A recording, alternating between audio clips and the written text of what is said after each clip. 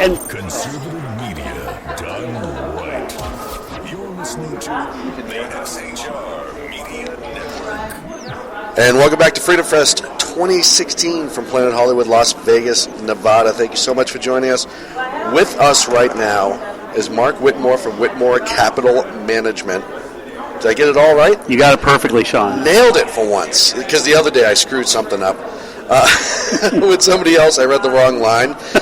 I make no bones about the fact that if I don't write it down and read it, I forget things left and right. So I appreciate you being with us.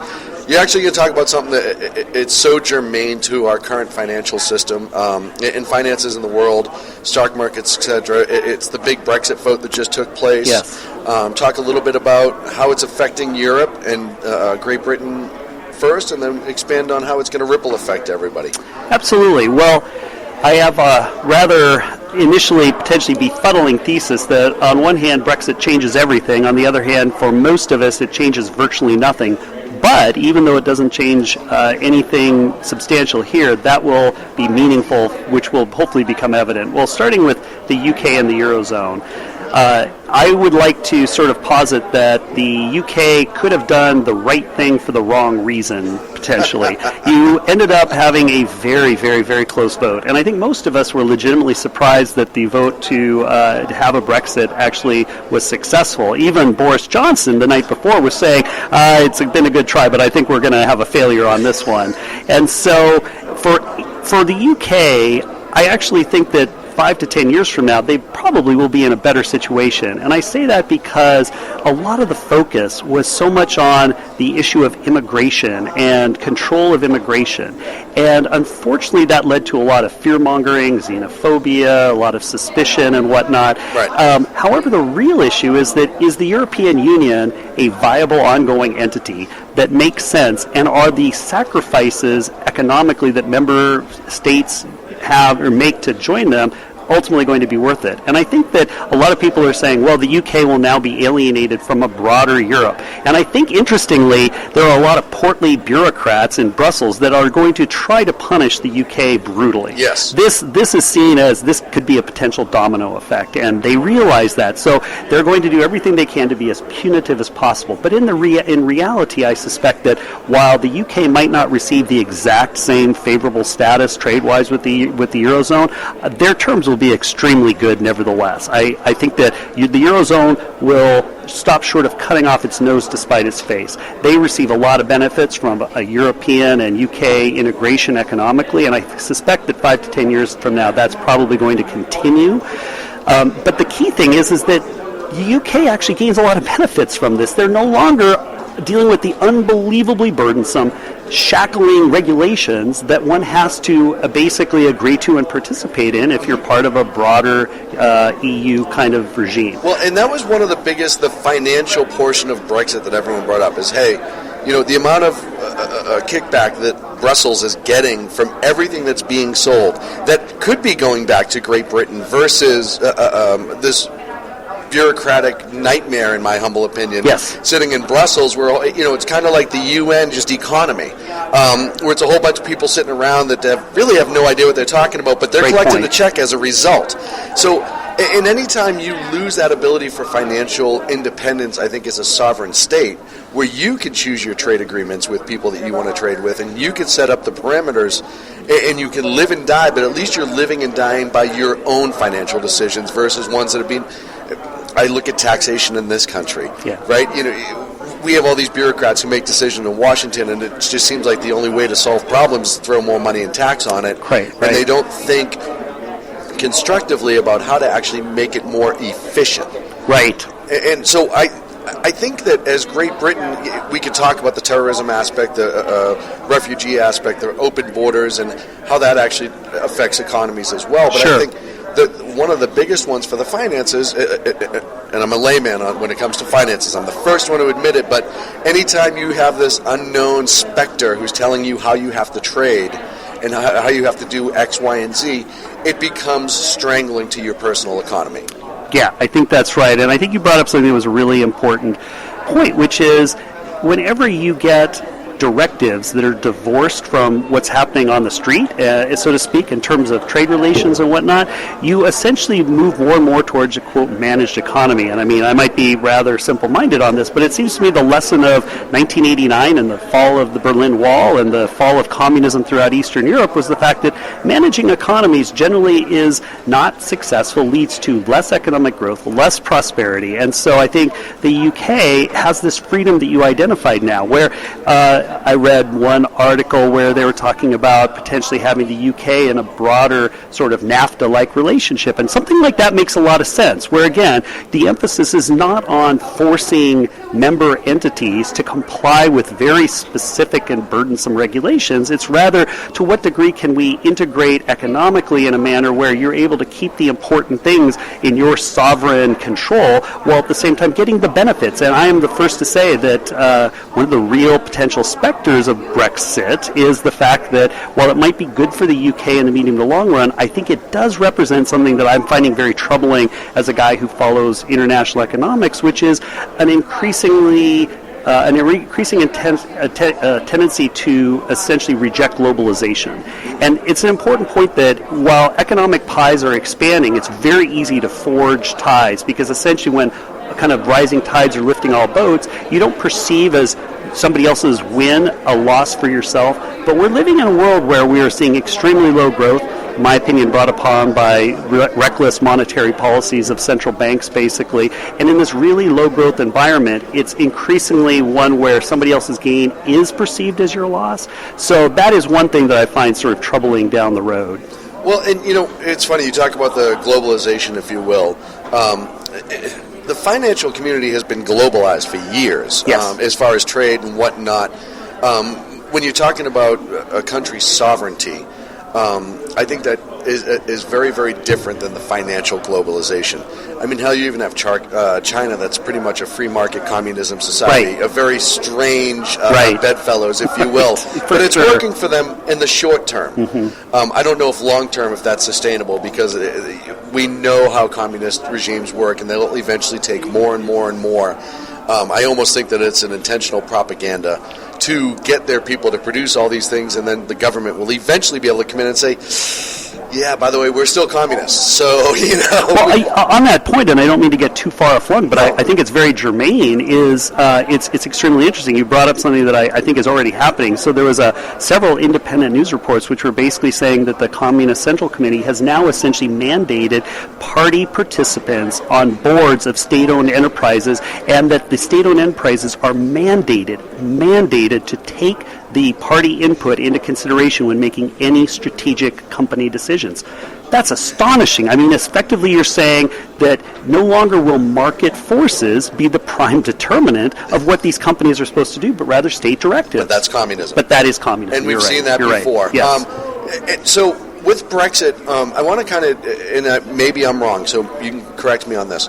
Is there you brought up the fall of the Berlin Wall, the fall of communism. We saw some states come out of the fall of communism do very, very well. And yes. I'm not trying to associate Brexit with pure communism, right. But just the fact that you lived under a very structured financial setup for several years, and now you have this freedom. Is there a way that Great Britain could follow that path and say, hey, you know what, instead of we're going to open up our possibilities even more? And if so, what's the best way to go about that, do you think? That's a really thought-provoking question, and I will say that my optimism for the UK on Brexit is tempered by the fact that ultimately politicians and potentially a less informed electorate is going to manage the way in which Brexit takes place. Now, there's already been the possibility that they're going to walk Brexit back, right. And so you have polls in. I don't think that'll ever happen. Just following politics, I don't think that'll ever happen. I would put it as being unlikely, but probably more possible than what some people think. And what I mean by that is this, is that I found it interesting that one of the, I think it was the top Google search by a country mile in the UK, leading up to and following Brexit is, what is the EU? Right. So there were a whole series of people that voted based on sort of vague understandings, and again, this whole sovereignty and everything, which is really an important core principle that I'm totally on board with, but I guess my broader other point is this, is that there are a number of UK politicians which are basically saying, well, wait a second, now that people kind of get the import of this, they're maybe looking at referenduming the whole thing. Now, I don't think that's likely, but my point in bringing this up is just the fact that you could have a situation where in implementing the Brexit, they forge different and unhelpful bureaucratic ties within Britain itself. I hope that doesn't happen, but I'm saying that wouldn't be outside the realm of the possible. Well, you know, and it's funny you say the Google thing strikes me as amazing but not shocking. What is the EU? Because you have a group of people who've now grown up with it the entire time. Right. And with a lot of bureaucracies, when right. people grow up with it, and it's like when you talk to young people today about communism and socialism, and you see these Mao shirts walking around and Che Guevara, it's a theory to them. They have no understanding of what it truly is. We talked to a woman who's running for U.S. Senate here, Miss Tang Williams, and she grew up under Mao. Wow. So to be able to hear, and I told her, I'm like, you need to tell people that, wow. Because some people think socialism, communism is this amazingly cool thing. Romanticized. Yeah, yes. And we've turned it into something like that. So I think a lot of that is very well intentional by a lot of media outlets. I think a lot of media outlets have no problem glorifying it. But to say what is the EU, and if you're a taxpayer or a worker or a consumer, right. that is the EU. Right. That's really that and the open borders were the two biggest parts of the EU Correct. for the average citizen. Correct. And if you understand the open borders, you should damn well understand what the EU was doing to the finances. And now we talk about other countries that are talking about getting out. Do yes. you think Brexit will lead to a bigger escape from the EU, and is that a good thing? I do think that is a good thing. I actually think that the Eurozone, Euro, and EU experiments have generally proven themselves to be failures. Yes. And the key thing is this.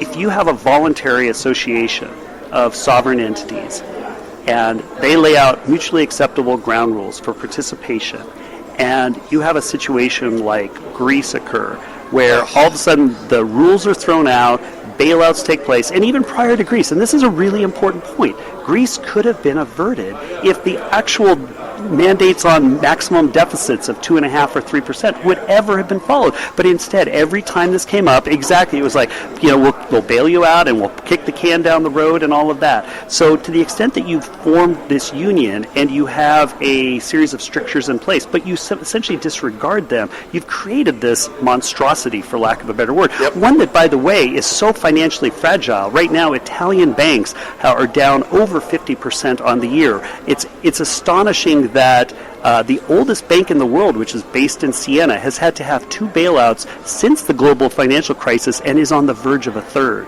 Shocking. It's not shocking, actually. That's true, okay, yeah. Because I can see the smile on your yes. face and the sarcasm. I want to make sure everyone understood what you meant.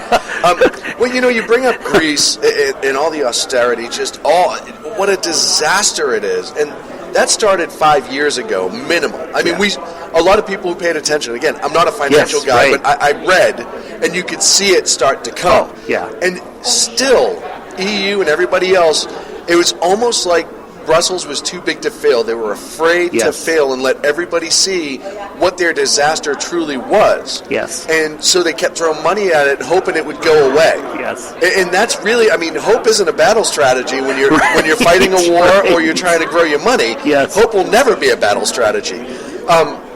So we've seen Brexit. Obviously, everyone knew that the market was going to just go insane for the first few days afterwards. It leveled off pretty easily. Correct. Recovered, Correct. which shows you that I think people are more optimistic about it than anyone wanted to give them credit for.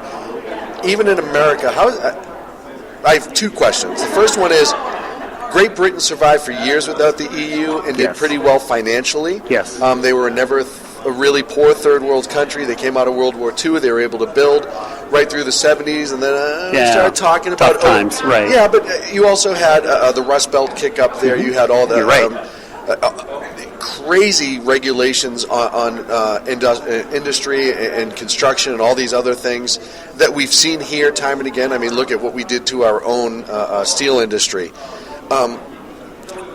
What industries, or let me rephrase that, as the EQ is recovering, do you think that they will absolutely have a better financial future, and will it be better than what it was before the EU?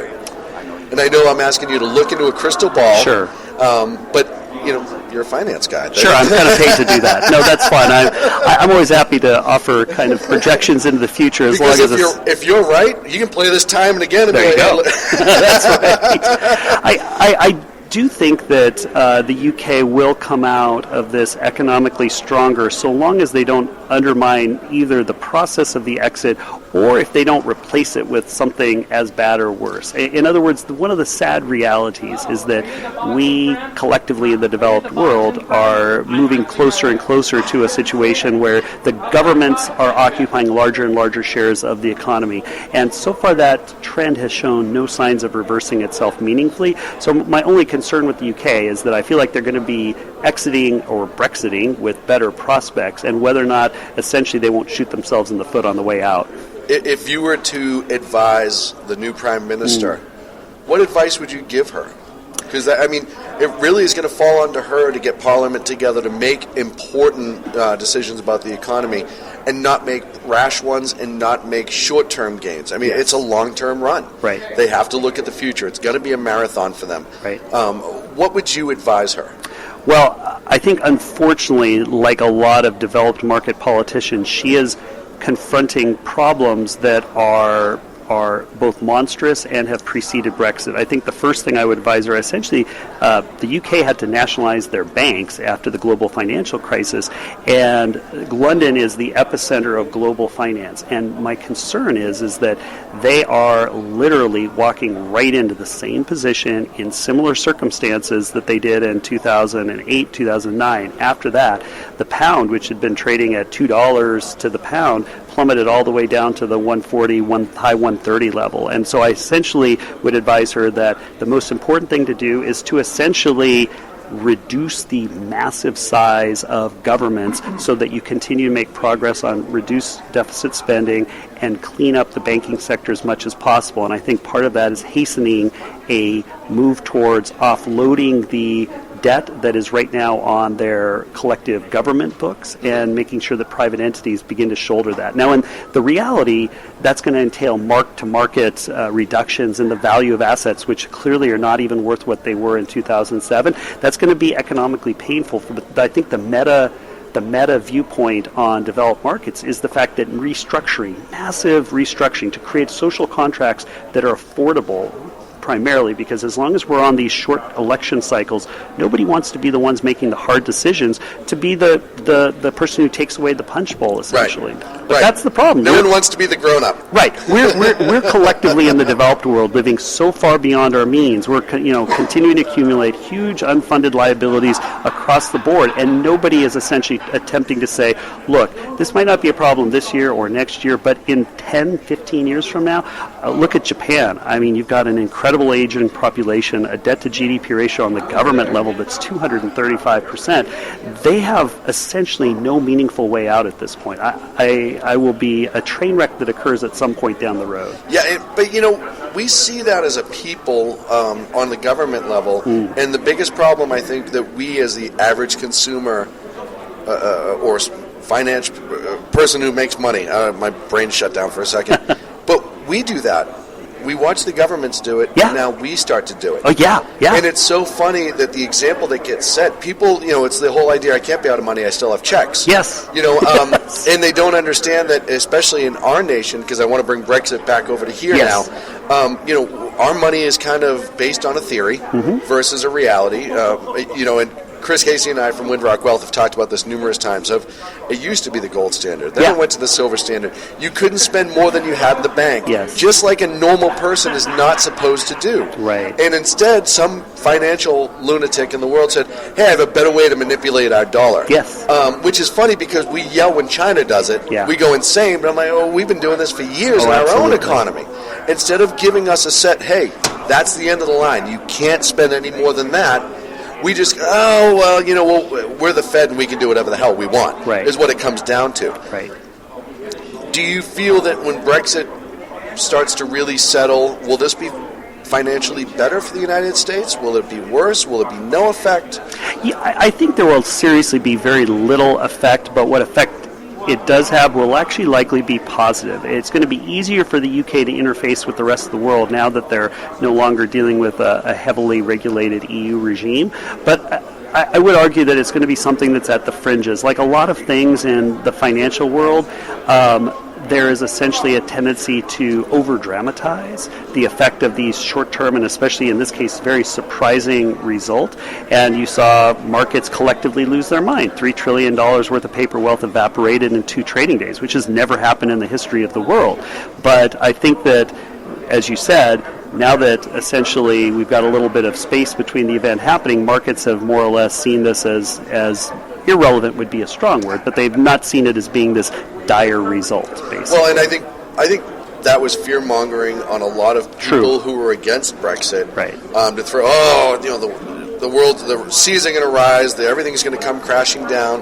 And again, I think most people could look at it and say, well, especially right now, it's not, because nothing's really changing yet. And anyone who's investing or their money is going to watch to see how the Brexit is going to go, how they're actually going to make their escape, and see what their financial future is going to be. Because you're not just going to start pulling money out and throwing money around, because it becomes more dangerous because you're going to crash your own economy, much like George Soros likes to do.